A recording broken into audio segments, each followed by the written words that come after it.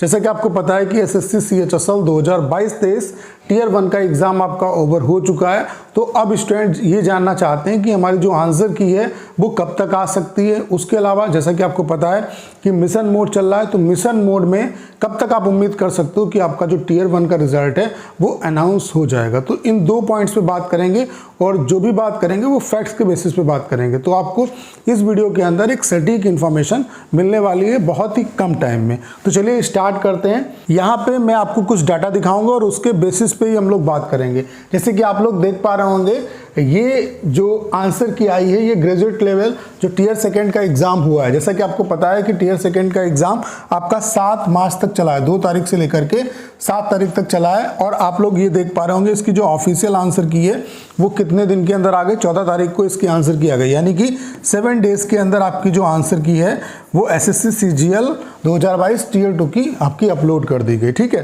कुछ और मैं आपको दिखा देता हूं आंसर की। और ये जो भी आंसर कीज मैं दिखा रहा हूं जो अभी मिशन मोड में जो एग्जाम हुए हैं उनकी मैं दिखा रहा हूं। अब ऐसा क्यों है, क्योंकि इससे पहले आपकी आंसर की जो थी वो 10 से 11 दिन के अंदर आती थी, लेकिन चूंकि प्रोसेस जो है अब काफ़ी फास्ट हुआ है, तो जो नई भर्तियां अभी हुई हैं उनमें आंसर की कितने टाइम ड्यूरेशन के बाद आ रही हैं उससे आपको एक आइडिया लग जाएगा कि जो आपकी आंसर की है वो कब तक आ सकती है। उसके अलावा आप लोग देख पा रहे होंगे ये जीडी का एग्ज़ाम, जैसा कि आपको पता होगा कि 10/1/2023 से लेकर के 13/2/2023 तक आपका एग्ज़ाम चला, यानी कि 13 फरवरी तक जीडी का एग्ज़ाम चला। और इसकी जो आंसर की है वो आपकी 18/2 को आ गई। ठीक है, यानी कि आप लोग देख पा रहे होंगे विदिन 5 डेज आपकी जो आंसर की है वो रिलीज कर दी गई। ठीक है, उसके अलावा कुछ और मैं पॉइंट्स दिखा देता हूं आपको।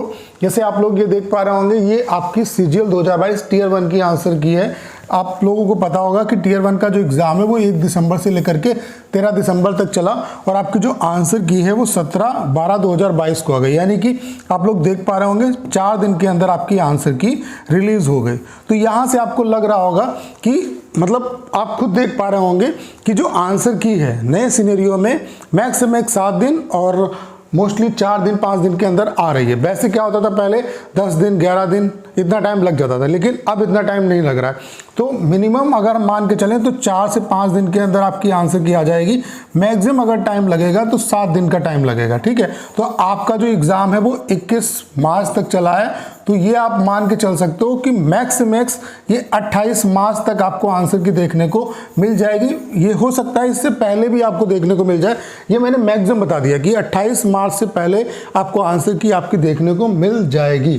ये भी हो सकता है कि 26 तारीख को दिख जाए, ठीक है, 25 को आ जाए, लेकिन इससे ऊपर आपका नहीं जाएगा। तो ये बहुत बड़ा मुद्दा नहीं है, आपको मैंने जो फैक्ट्स हैं उनके बेसिस पे बता दिया कि आंसर की जो है वो आपकी कब तक आएगी। अब बात कर लेते हैं अपने दूसरे पॉइंट पे कि रिजल्ट कब तक आएगा। तो मिशन मोड में अभी CGL 2022 टियर 1 का रिजल्ट पब्लिश किया गया। आपको पता होगा कि टियर 1 का जो एग्ज़ाम है वो आपका 1 तारीख से लेकर के 13 दिसंबर तक आपका एग्ज़ाम चला है। ठीक है, आप लोगों को यहाँ पे दिख रहा होगा कि 1 से, इसको मैं थोड़ा सा जूम कर लेता हूँ अगर आपको नहीं दिख रहा हो, 1 तारीख से लेकर के आपका जो एग्ज़ाम है वो आप लोग देख पा रहे होंगे 1/12/2022 से लेकर के 13/12/2022 तक, यानी कि 1 दिसंबर से 13 दिसंबर तक आपका एग्ज़ाम चला। और इसका जो रिज़ल्ट है वो आपका कब पब्लिश किया गया आप लोग खुद देख पा रहे होंगे, यहाँ पे आप लोग देख सकते हैं। इसको थोड़ा सा मिनिमाइज़ कर लेते हैं।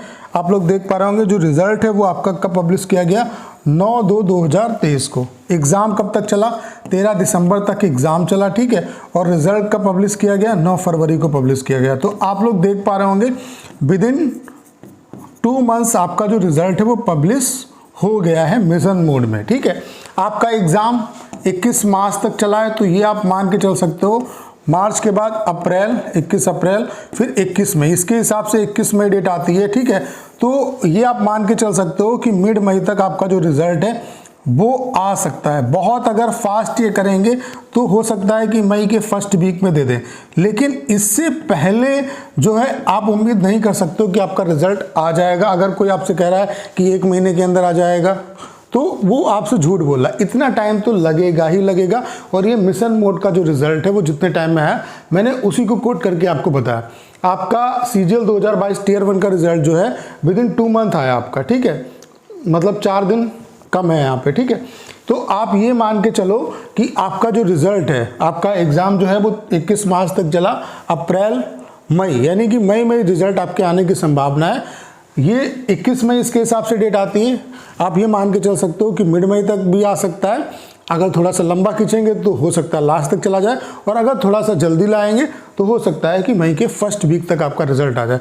तो ये एक प्रेडिक्शन जो हो सकता है वो मैंने अपने तरफ से आपको बता दिया, और जो बताया वो फैक्ट्स के बेसिस पे बताया, ठीक है। तो अगर आपको कोई बता रहा है कि 1 महीने में आ जाएगा तो आपको भी इतना, आप भी समझदार है, आपको बताने की जरूरत नहीं। बाकी जो भी इंफॉर्मेशन जो बेस्ट हो सकती थी वो मैंने अपने इस तरह से आपको प्रोवाइड करा दी। बाकी जो बच्चे जिनका स्कोर 140 या उससे ऊपर बनना है, आप लोग बिल्कुल अच्छे तरीके से सेफ हो।